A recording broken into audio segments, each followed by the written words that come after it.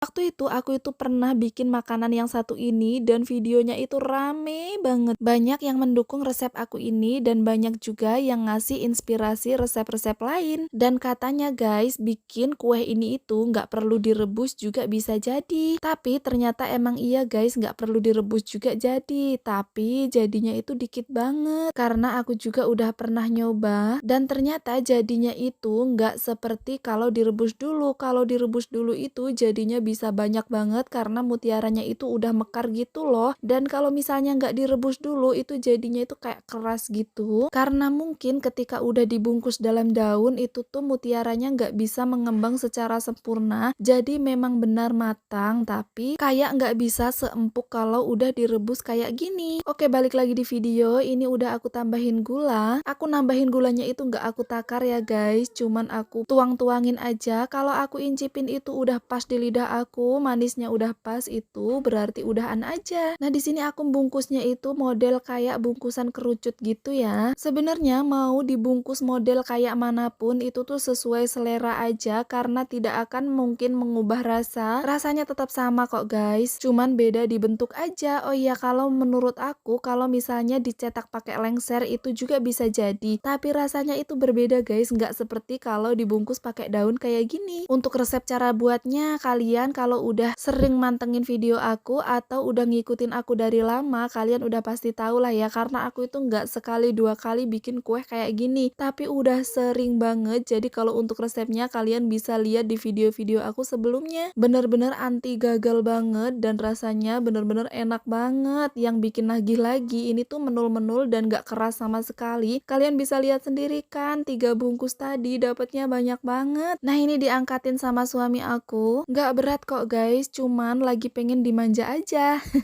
Nah, setelah 30 menit kemudian di sini udah mateng aja, lalu aku angkat. Untuk memastikan udah mateng atau enggaknya, pokoknya kalau misalnya dipencet itu tuh udah nggak becek lagi, itu berarti udah mateng ya, alias udah agak kerasan gitu loh. Nah, biar lebih cepat dingin dan bisa lebih langsung dinikmati, di sini langsung aja aku angkat ditampah kayak gini. Kalau ditampahkan dinginnya bisa cepet dan langsung bisa kita makan. Sebenarnya sih bisa langsung dimakan ya guys, cuman kalau panas kan nggak enak. Nah, kalian bisa lihat sendiri kan kerucutnya ini tuh bener-bener bagus banget, nggak ada penyok-penyoknya sama sekali. Ini tuh rasanya bener-bener menul-menul, enak banget, cocok banget untuk ide hidangan tamu atau hajatan. Ini tuh bener-bener jadinya banyak banget guys, dan rasanya nggak pernah ngebosenin sama sekali.